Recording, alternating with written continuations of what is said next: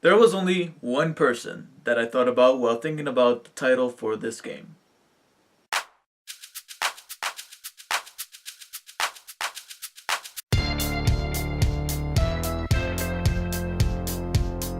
Hey everyone, David here. So I managed to review Beyond Two Souls, but in that review I stated that I have never played Heavy Rain.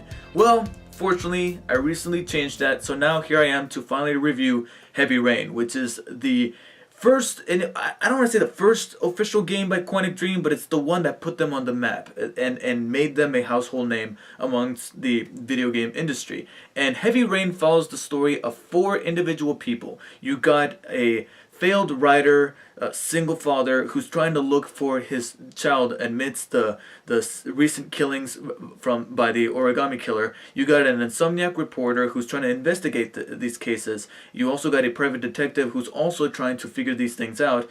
And you also got an official FBI agent who is trying to connect all the puzzle pieces together. Now, not just in my review, but in many people's reviews of Beyond Two Souls, they often stated how the gameplay for that game was similar to Heavy Rain. So Heavy Rain is an interactive experience. It's much like The Walking Dead or Beyond Two Souls, where it's almost like you're watching a movie and you take part in it, whether it be certain decisions that you have to make or certain quick-time events to therefore move the story along, whether it be through action sequences or some much more rather mundane actions that will simply just get you from point A to point B and move the story along. However, unlike Beyond Two Souls, which is supposed to be a story about a supernatural entity attached to somebody and how they develop as characters, this is a detective story, and a really complex and thrilling one that offered so many twists and turns and had me engaged the entire time. Also with some really human characters that I was also able to attach with, because I think that the characteristic that I found the most relevant from them was that all four of the characters that you get to play as in this game are flawed, and therefore they feel human. Almost all of them have something that has a significant and sometimes negative impact in their life, and it's almost like a burden that they need to bear. And being that they're bearing that burden, say that 5 times, it makes them human. It makes them ultimately relatable. Now, this is a neo-noir murder mystery, so it's gonna look dark not only in terms of the cinematography, and rightfully so, because the majority of the game, like 90% of the game, takes place during the rainy weather, and it's just non-stop. Hence the title, Heavy Rain, which is kind of interesting because at the beginning of every new scene, you get not only the time and the day and the location, but you also get measuring in inches, and it took me a while. This is how dense I am. It took me a while to figure out what those inches meant. It was rain. But I also mean that it's dark in the subject material because it gets kind of grisly at times. But it does it in an effective way where it never goes for shock value just for the sake of shock value, and uses it to tailor the story, to serve the story in a good way, to motivate these characters to try to put the pieces together and hopefully find the killer before it's too late, because there is a sense of urgency in the story. I'm not going to give too much away, but there's a certain element that raises the stakes and has our characters come together in a way that feels natural and just progresses the story to a final act that is quite riveting, with a twist that I was like, wow. At first it got me and made me go, does this make sense? But the more I thought about it, I was like, yes, all the signs were there. And this was a good move on the writer's part. And being that you're juggling 4 different characters and taking a peek into each one of their lives and cutting from one to another, you're going to have a non-linear story. But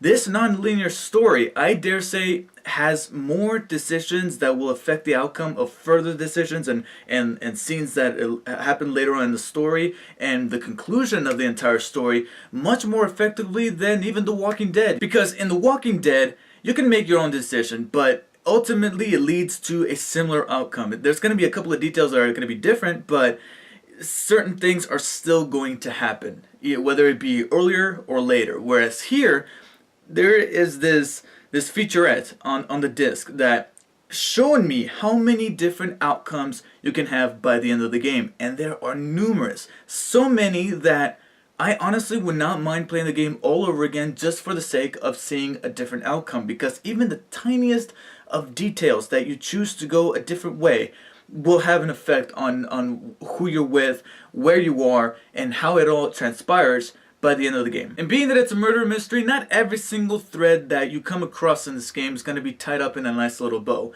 which it's kind of good because that's how it is in real life. So, certain mysteries never get solved, and it is up to the people's imagination to try to put things together in their perspective.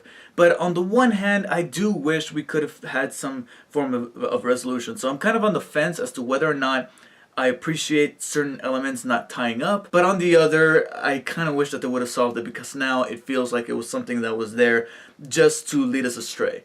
And I don't know if that was ultimately the case. It could have been, but in the end, we are left with our own interpretation of the material. The only thing in the story that I genuinely felt was kind of out of place were, it's a very minor detail, but one of our four protagonists has these pair of glasses that allows him to look at crime scenes in a completely different way different than any other FBI agent, because he managed to have access to these really high-tech glasses that allow him to look up files right there on the spot digitally, or he's able to look at the physical representation of an aroma. He's able to follow that to a certain place, and therefore he has a stronger lead than any other agent. And I'll admit, this is a really cool gadget, but I felt like the rest of the story was just so grounded in how people were investigating these crimes and trying to figure out who the origami killer was, that to have this guy just whip up these glasses that look like something Tony Stark would have created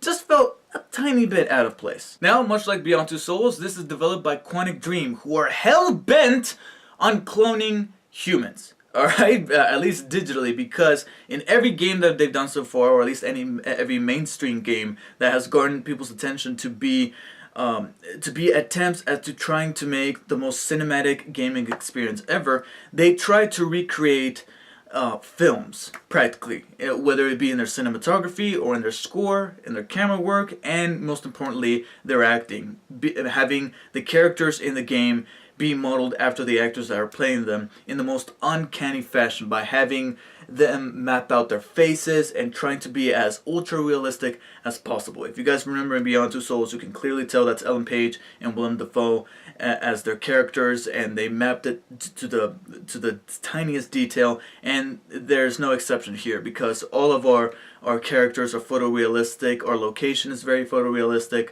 but I feel like here they did an amazing job at trying to create a neo-noir experience by the cinematography feeling very bleak with the rain and the atmosphere, thus emoting a sense of dread. One that I ultimately felt while playing this game, and you also got some great character models that feel like they're filled with life. They didn't feel too dead in the eyes, almost, because there were a couple, mainly in the supporting cast, that it looks like they paid more attention on the main actors than the others, because there were a couple here and there that did look a little freaky in the eyes, especially when you're loading up a certain scene. Every time there's a loading screen, the camera focuses on one of our four protagonists. Whoever the scene is going to focus on, it focuses on their face during the loading screen, and the majority of the time they look like lifelike. They look like they have life in their eyes, but there's one or two, mainly the private detective. Whenever he appeared on screen, I was like, right, it's a loading screen. And besides the supporting cast, there's a couple of environments or objects within the environment that don't feel fully rendered, because much like with Beyond Two Souls, I felt like they focused so much on making these four protagonists feel so photorealistic that some of these objects that they're handling felt like somebody put them in the dryer and then took them out quickly or something, or used the wrong type of water or detergent, and they're all stiff. There's a scene where one of our characters, Ethan Mars, puts on a coat, but when he's putting it on, it just looks completely stiff, like it's cardboard or something, and it just didn't look like clothes. And I believe this came out between 2009 or 2011. I think it's 2009. But even by then, rendering clothes to look at least a little bit more real than they were here in this game shouldn't be that much of a problem. Unfortunately, what is not as great as the photorealisticness of the graphics for this game would have to be the voice work, which is an essential part to selling this game, considering that it's supposed to go for this very cinematic neo-noir feel. You need to have great performances from the actors who are going to be playing your characters. And I felt like we literally got half and half. You got a half where some of these actors were doing a terrific job selling their characters, making me feel for them, while the other half, they just felt a tiny bit bland. There were certain moments where a character should sound a little bit more emotive, yet they sound like they're gonna go pick up their mail. Especially when the game allows you to hear their thoughts. And this is the game's way of kind of sort of cheating. It's kind of like the little help menu. Whenever you need help, you pull that up and it tells you maybe you should try this. You know, there's certain games that'll give you hints. If you spend a certain amount of money or points or something like that, they'll drop hints, so in case you get stuck, you can use that to get out of whatever you're stuck on. This game allows you to hear out the character, the thoughts of the character that you're playing as, which gives you an insight as to what you're supposed to do next. But sometimes the character that you're playing as is in a really tough, perilous, and life-threatening situation, and yet the character sounds completely calm and collected inside, like they're watering their lawn. So being that this is from Quantic Dream and their sole mission for this game was to deliver a cinematic experience, one that feels much more like a movie that you get to take part in, you mainly interact with this game through the form of cutscenes and certain mechanics that when there's no quick time event happening during a cutscene, you get to move your character around and interact with the environment around you, and therefore progressing the story that way. And much like Beyond Two Souls, it borrows the same mechanics. Press this button to do this, and whenever there's a quick time event, follow the prompts. Whenever you're controlling the character, move your character around with one of the sticks. And whenever you come across an object that you can interact with, you either press the button that it tells you to press, or press the analog stick in the direction that it tells you to, and that way you interact with the environment. And for the most part, these are some rather basic mechanics that you just have to follow and make sure you get right. There's a couple of quick time events, however, that did feel rather intense. The mechanics actually felt, they would sometimes add certain things to give you a sense of tension. Like sometimes the icons will be like moving around and you're like, and it's a tiny detail, but sometimes it would be rather effective, especially when your protagonist is put in a very desperate situation, especially later on in the game after you have managed to find some sort of attachment with the character. So whenever you got these icons moving about and you're like, which one do I do? And considering that there are numerous ways that this game can end, you don't know, sometimes you don't even know if you did the right thing or not. Sometimes your character will do something and in your mind you're kind of like, I think this is how it's supposed to end. But then later, a character will kind of insinuate that you could have done this. And you're like, whoa, that just adds a sense of gravity to the way you play the game and to the way you interact with your environment through these mechanics. And this sounds kind of like a backhanded compliment considering that this came out before Beyond Two Souls, but unlike Beyond Two Souls, they managed to throw in a variety of mechanics that felt a little bit different than the one before. They wouldn't... there will hardly ever be a moment where they would use the same mechanic one after another. After a while you start to recognize these mechanics, but sometimes you would still get that surprising feeling of the game telling you to use this button, but then use it combining it with this other button that was never used before, at least not in combination with the button that you're currently holding down. And so you're like, oh, this is a brand new mechanic. I'm hoping they do new things later on in the game with this, and they do. And so I felt like this game had more variety with the mechanics and the button prompts they kept throwing at you, more so than Beyond Two Souls. And like I said, that came out after Beyond Two Souls, so that's kind of like a step backwards. But of course, when you're dealing with a game that mostly relies on QuickTime events and button prompts that let you interact with the environment through a point-and-click adventure type of approach, it's not going to be perfect. Some of these mechanics feel a little bit droll when you're doing some of the most everyday activities that you even have to get yourself to do in real life, like washing dishes or cooking food. And this game tries to be so realistic in its presentation of delivering a cinematic experience that sometimes doing certain mundane activities like setting up a table is kind of droll. I'm like, okay, just let this be a cutscene. You don't need to put up prompts and tell me to do it because I already have trouble doing it in real life. I really don't want to do it in a video game. And to me, the most frustrating thing about the gameplay for this game would have to be moving your character around, period. There would be certain moments where there would be a slight delay between me moving the control stick and the character moving to where they would move in a direction that I didn't tell them to go.